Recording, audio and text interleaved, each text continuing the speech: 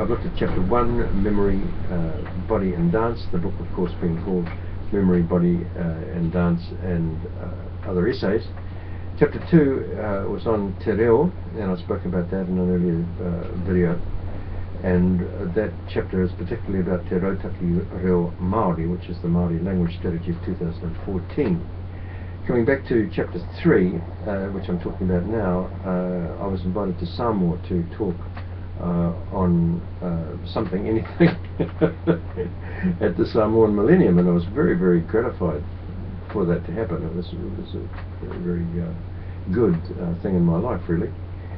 So I went up and talked about Te Reo, which in talking about the topics to the conference organisers, that's what they wanted, a comparison between how Māori was being taught and promulgated here in Aotearoa and what to do about Samoan, and they were just as obvious, even though from here, from New Zealand, it seems as though everything's tickety-boo and fine with the Samoan language.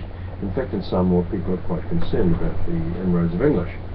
So I went up and talked about and outlined a few things to do. At that point in 2000, was not in, yeah, it was actually at the end of 2000,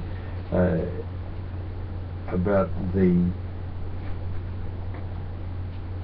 use of language on the radio. That was really what I featured in, because I'd just started. I'd been 2 or 3 years at that point in my job at Kia Ora FM. So that was a very, very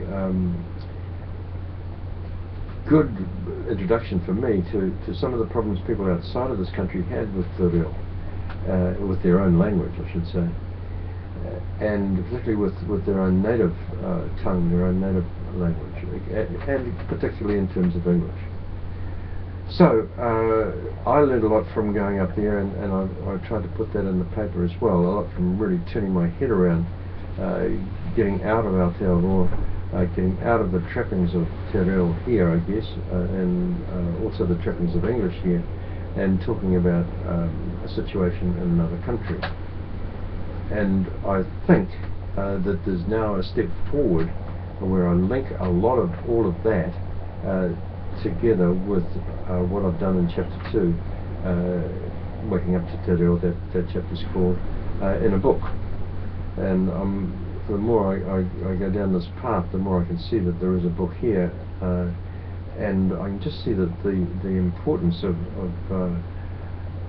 writing about Te Reo. It's really important to actually get a few thoughts down and to get some articulation of a critique or some support for Te Rautaki Reo Māori on the one hand, and also just for the general situation of where Te Reo Māori is in Aotearoa today. So that's chapter 3, and that's where it links up with other things. You're with Peter Cleve here in the studio, aka the garden shed.